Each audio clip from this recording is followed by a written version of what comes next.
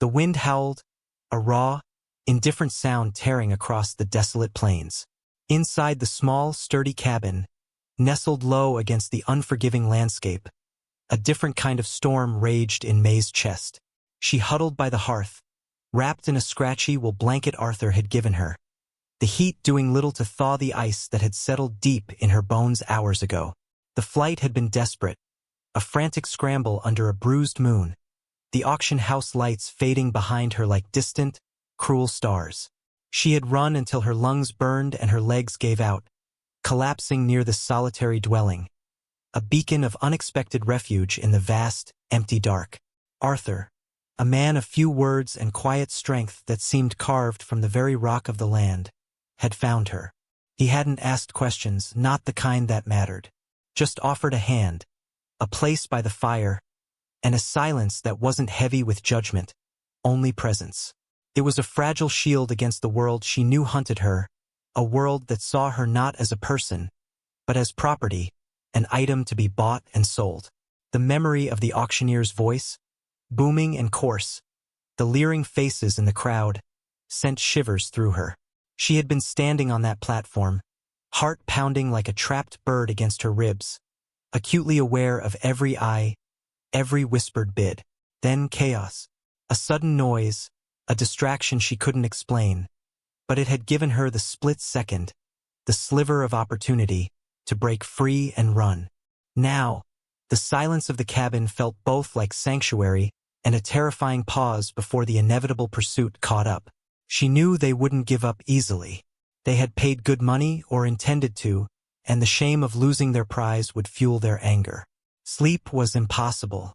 Every creak of the cabin, every gust of wind, sounded like approaching hooves, like men's voices calling out her name. She watched Arthur from beneath lowered lids. He sat by the table, cleaning his rifle with slow, deliberate movements.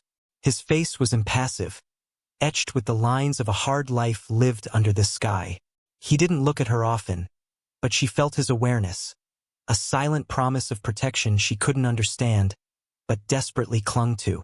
Why would he risk himself for a stranger, a girl of her race, who carried the taint of the auction block? His world was undoubtedly difficult enough without the trouble she represented. Yet he had taken her in. The air in the cabin was thick with the smell of wood smoke, old leather, and the faint metallic tang of gun oil. Outside, the wind continued its mournful song, a constant reminder of the exposed vulnerability of their situation. She closed her eyes, not in an attempt to sleep, but to gather what little courage she possessed. Tomorrow would bring them. She knew it with a certainty that chilled her more than the night air ever could. The sanctuary was temporary. The true test was yet to come. What would happen then? Would he turn her out? Would he fight? The questions spun in her mind, a dizzying vortex of fear and uncertainty. She was a hunted animal, cornered, and the morning light would reveal the trap. The first rays of dawn crept over the horizon, not with the gentle promise of a new day, but with a harsh, revealing light. May had not slept. She sat upright now, the blanket still clutched around her shoulders, her eyes wide and fixed on the single window. Arthur had stopped cleaning his rifle hours ago. He was standing by the door, peering out through a crack in the shutters. The air inside the cabin was still, charged with a tension that hummed like a taut wire. And then she saw them, not through the window, but reflected in the subtle shift of Arthur's shoulders, the almost imperceptible tightening of his jaw. Shapes against the pre-dawn gray. Men, many of them. She counted them, a silent, horrifying tally. 10, 20, 50, maybe more. They were spread out, surrounding the small cabin, dark figures on horseback, silent and imposing. Pinkertons. The word whispered itself in her mind, a name synonymous with relentless pursuit and cold efficiency. They wore their authority like a shroud, their presence a suffocating weight on the fragile peace of the ranch. Despair, sharp and immediate, lanced through her. There was nowhere to run. No escape. The sanctuary was breached. Her gaze flickered to Arthur. He hadn't moved, his posture rigid. He didn't turn to look at her, but she felt his awareness shift, acknowledge her realization. It was a shared burden, a silent acknowledgement of the impossible odds. She wanted to shrink away, to disappear into the shadows, but a flicker of something else ignited within her. A stubborn refusal to yield completely. Not after running so far. Not after finding this brief, unexpected moment of safety. She watched Arthur, searching for a sign, a plan, anything. But his face remained unreadable, a mask of quiet resolve. He was waiting for them to make the first move. The Pinkertons were patient, professional. They wouldn't rush. They would let the morning light solidify their advantage, let the psychological pressure build. May's breath hitched in her throat. Her heart hammered against her ribs, a frantic drumbeat against the overwhelming silence outside. This wasn't just about her anymore. Arthur was now involved, his life, his safety, jeopardized by his act of kindness.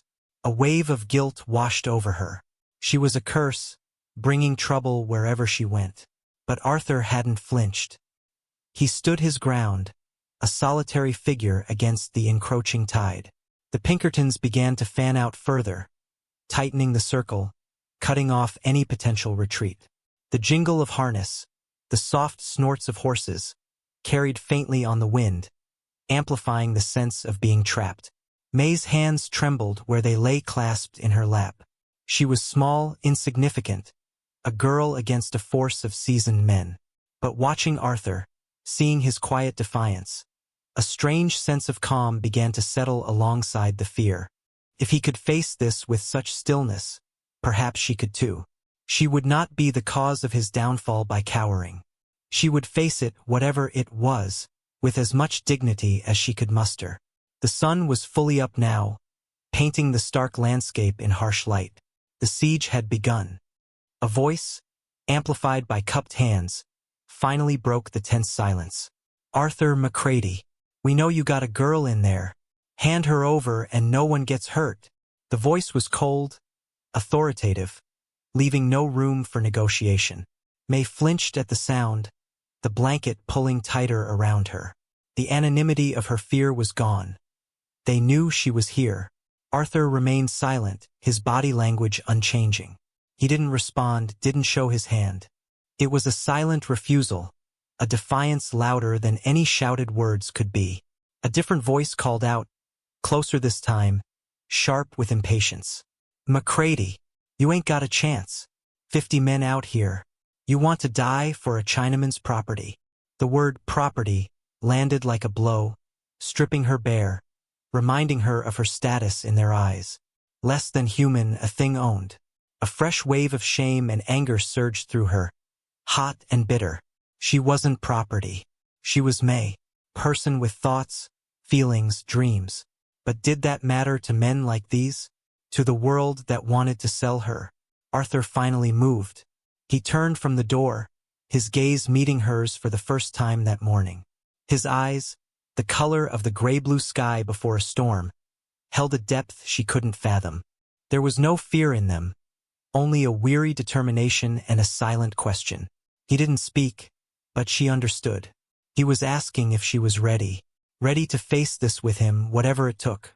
She swallowed, her throat dry. She nodded, a small, almost imperceptible movement.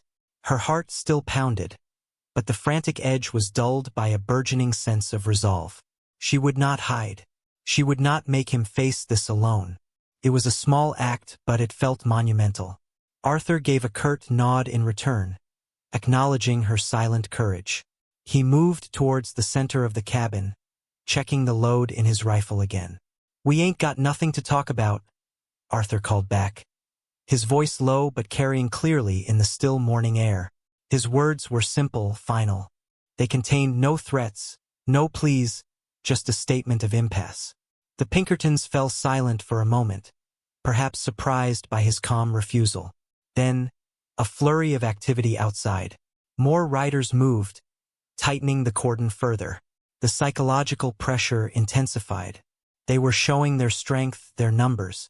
May watched Arthur, memorizing the set of his shoulders, the way he held himself. He was a rock in the storm. He wasn't fighting for glory, or even for a cause he explicitly stated. He was simply standing between her and the men who wanted to take her. It was a quiet, profound act of humanity in a world that seemed determined to deny it. She wanted to ask him why, to understand this unexpected sanctuary. But the words wouldn't come. Instead, she focused on controlling her breathing, on staying calm, on being ready for whatever came next. The cabin was small, vulnerable. It wouldn't hold against a determined assault. Their safety rested not on walls, but on Arthur's will, and perhaps on her own quiet strength. The waiting continued, the air thick with unspoken threats, and the dawning realization that this standoff would not end peacefully. The sun climbed higher, the standoff stretching into mid-morning. The Pinkertons made another push, a small group dismounting and approaching the cabin cautiously. "McCready, last chance. Don't make us take her by force," the lead man yelled, his hand resting on his sidearm. Arthur was positioned near the main window, rifle raised but not aimed, a clear signal of defense, not aggression. May was behind him, near the hearth, a small, heavy poker clutched in her hand. It was a futile weapon against firearms, but it was something. It was a symbol of her refusal to be utterly helpless. As the men got closer, Arthur spoke, his voice calm but firm. "She ain't property. She's a person. And she's under my roof." His words were a quiet declaration, a challenge to the very premise of their pursuit. The lead Pinkerton scoffed. "You think you can defy the law? Defy honest men with 50 guns?" Arthur's gaze remained steady. "Law that says a person can be bought and sold ain't no law I recognize." A tense silence hung in the air. Then, a shot rang out, not from Arthur but from the Pinkertons, deliberately wide, meant to intimidate. It splintered the wood near the doorframe. Arthur didn't flinch, but the sound galvanized May. It was a stark reminder of the violence simmering beneath the surface. She tightened her grip on the poker, her knuckles white. The Pinkertons advanced further. Arthur shifted slightly, his rifle now undeniably aimed. The lead man stopped, reading the unspoken threat. Arthur wasn't going to back down. The Pinkertons exchanged glances. Taking the cabin by force against a determined defender would be costly, messy. They were Pinkertons, not a small-town posse. They preferred efficiency. After a moment of palpable tension, the lead man straightened. He gave Arthur a hard, measured look. "This ain't over, McCready," he called out, his voice promising future retribution. "You made a powerful enemy today, slowly, deliberately." He and the other dismounted men backed away, remounting their horses. The Pinkertons held their position for a while longer, a silent promise of return. But as the midday sun beat down, they began to withdraw, first in small groups, then the main body, melting back into the vast landscape as if they had been a mirage. The silence that descended was different from before. It was heavy, but not with immediate threat, rather with the lingering echoes of confrontation and the weight of a temporary victory. Arthur lowered his rifle. He turned fully towards May, his face tired but relief softening the hard lines. He didn't say anything, but his gaze held a quiet acknowledgement of their shared ordeal. May dropped the poker, the clatter loud in the sudden stillness. Her legs felt weak, but she stood taller than before. She looked at Arthur, this stoic man who had risked everything for her. Gratitude swelled in her chest, too large for words. He had seen her, truly seen her, when the world wanted to treat her as invisible, as worthless property. His simple act of defiance had given her back something precious, her dignity. They stood there for a long moment in the quiet cabin, the dust motes dancing in the sunlight slanting through the window. The danger hadn't vanished entirely. The threat of the Pinkertons returning lingered like a shadow. But for now, they had faced it together and prevailed. It was a beginning, not an end. A bond forged in crisis. A quiet partnership born of shared vulnerability and unexpected courage. The path ahead was uncertain. But for the first time since fleeing the auction block, May felt a flicker of hope, small but steady, like a flame protected from the wind. She was no longer just a girl fleeing a terrible fate. She was May, standing in the light, ready to face whatever came next, not alone.